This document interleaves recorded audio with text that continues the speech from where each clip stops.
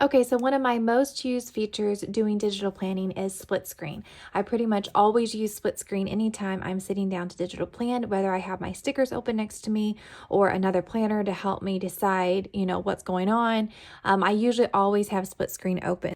How you're going to do that is you're going to have one planner open, you're going to hit the back arrow and then click on another planner, and it's going to open in tabs up here at the top for you to quickly get back and forth to each one. This one is made to fit split screen. It's one of our organizers. It's our sticker widget and insert organizer, and I want that to be on the side and my planner open as well. So on the tab, if you look over here on the right hand side, there's like a little book icon. You'll click on that and hit open in new window. And then if you touch where this grace part is right in the middle, you slide that over and it fits perfectly in the split screen size. So I can zoom in and I can do stuff with my calendar here, and I can drag and drop stickers over here. So if I click on January and I want to add a sticker, all I have to do is click on the image icon tool, click on the sticker I want to add, and simply drag and drop it over. So that is split screen. Another feature I really like using with split screen is looking at a week or another page in my planner and also looking at my calendar. So to achieve this, we need to make sure this planner is in split screen before we can add the planner again. If I go back to add the planner, it's just going to reopen the same tab that I had opened. So in order to do this, you're going to get your planner and do split screen by clicking that same icon, open a new window. Okay, now my planner that I'm currently using is right here. And then I'm going to hit the out arrow over here and I'm going to click on the same exact planner. You can see this is the same exact planner. And I've got it open in split screen now. So if I were to move this sticker, it moved it over here. So you can see I've got the same exact planner open. Okay, so say I'm planning over here and I need to go to a September week to check on something or to copy something over. I can go to September over here, and you can also look at months at a glance. But I'm going to click on this week here and say I've got to check something. So then this will allow me to be able to look at the whole November calendar over here, and then be able to look at my Monday through Saturday here, just to figure out if I need to double check something, or to carry stuff over to your weekly layout, or to check your checklist for that week and compare them to your month. It's really, really nice to be able to view the planners split screen, which in the new iOS 16, you could actually do this in the multi-screen version as well. But sometimes I find this just really easy to use a split screen version. So that's another way that I really like to use split screen in GoodNotes while digital planning. So another thing that happens to me a lot is having too many tabs open. Sometimes I just forget to close down some of the other stuff that I was working on, and so I just want to close everything really quickly. So say I want my planner tab open, you're going to go to that tab and hold down the X on the tab you want to keep open, and it says close other tabs. Hit that and it's going to close all those other tabs for you. So I'm coming out with a planner system that will hopefully help you not to need this feature, but so far I've needed this feature quite often, and that is the search feature within GoodNotes.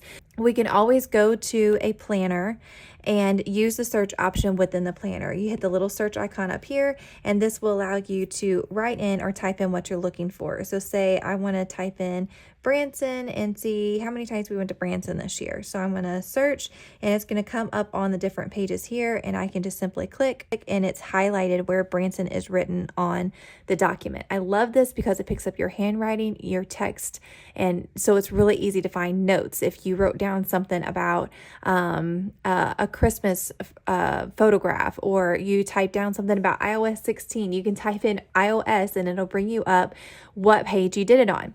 Now, if you're like me and you work in a couple of different planners, especially with the business, I have a separate business planner. Sometimes I forget if I write stuff down in my personal planner or my business planner. GoodNotes has a great feature to find anything inside of your GoodNotes app. And if you hit the back arrow and just click on the main search button down here when you're in the main GoodNotes screen, I can tap on search down here, and then I can type in the search icon here exactly what I'm looking for. So say I'm looking for something related to YouTube, which this is going to bring up a lot.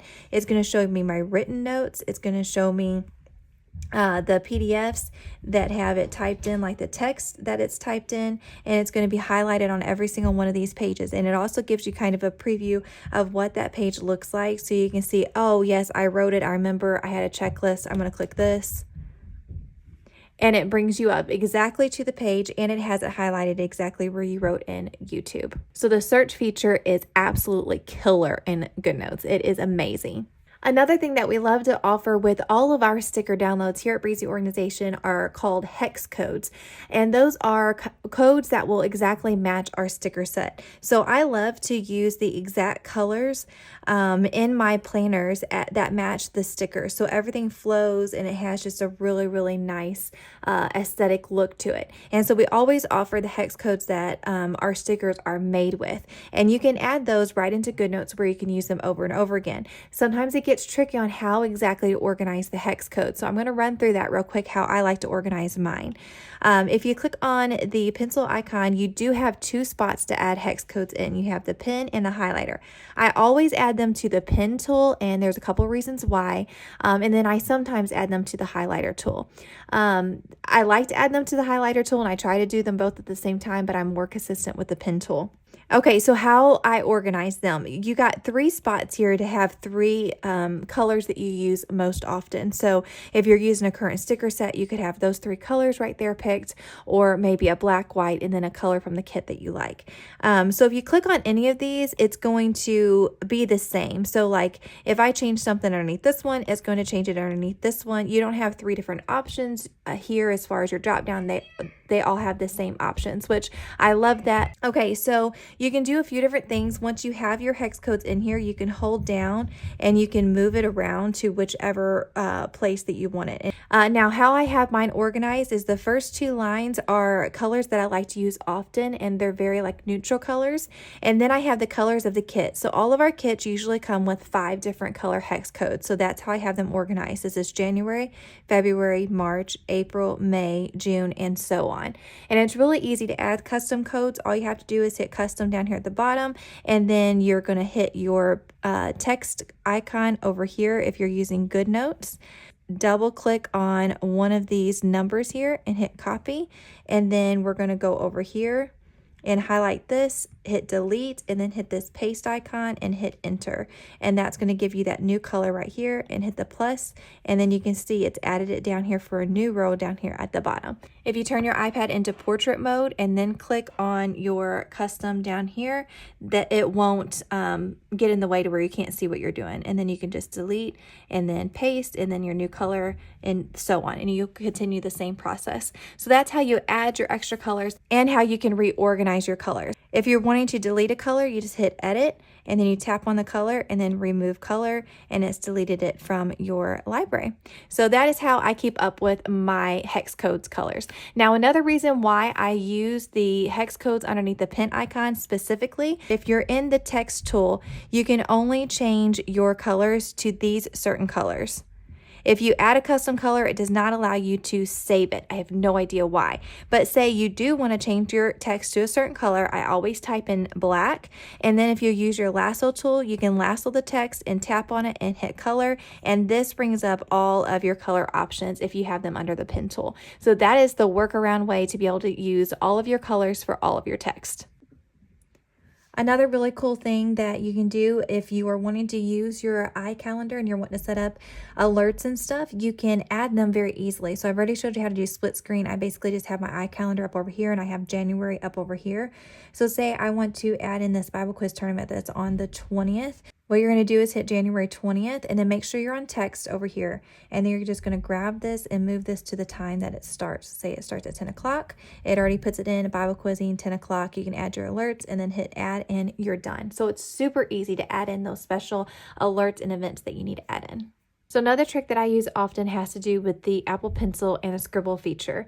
So you can turn this on underneath settings. It's really easy to turn on. And it basically allows you to click on a text box and then you can just start writing and it will type it out for you. So say I'm wanting to type in trip.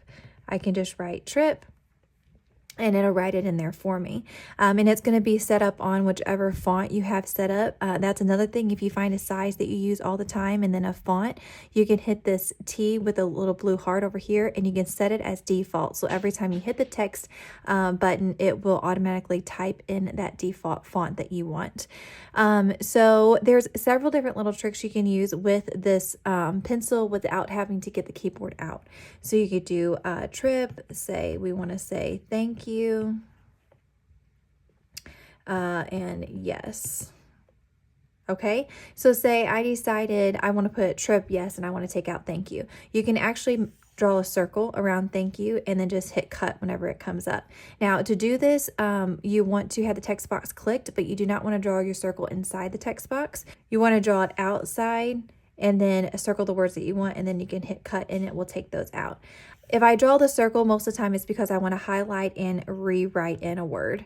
You can just scribble the word out and it will delete the word for you.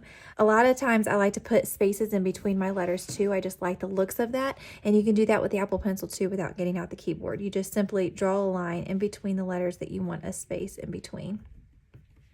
Just like that. If you want to take the space back out, you just draw the line and it puts the word right back together again. So that's a couple of really easy ways that you can use different tricks with your Apple Pencil to get exactly what you want done without getting the keyboard out. Another thing that I love doing is customizing different things. So say this planner is, perfect for me. I love the layout. I love all the links, but say I don't want the December in this font every single month. I want to change it up some months. So that's really easy to do. You've got several customizable options that you can do within Goodnotes. One of my favorites is just grabbing a screenshot. So you're going to click on the lasso tool and you are going to just draw a box around a white area on this piece of paper, click in the middle, take screenshot, and then you hit the out button there, and you can either copy or save the image. So I'm just going to copy for now, and then all you're going to do is hold down and press paste, and that's going to give you a white box to work with. So I am basically just going to cover up what's already here, and then I'm going to add stickers up here to make my own custom heading. And that is what I ended up with using some of our cute December stickers. So that is just a few little tricks there to help you become a digital planning pro. I hope you enjoyed these tricks. Thank you so much for joining us here. And leave a comment down below if you have any questions. Be sure to check out breezyorganization.com. We have all these planners and stickers available with new products coming out every single week. And join us on all of our social media platforms. We're on Facebook. We have a huge group there that shares all of their layouts and gives you tons of inspiration. We're on TikTok and Instagram and YouTube. Let us know if you have any questions, and thank you so much for joining us, and happy planning.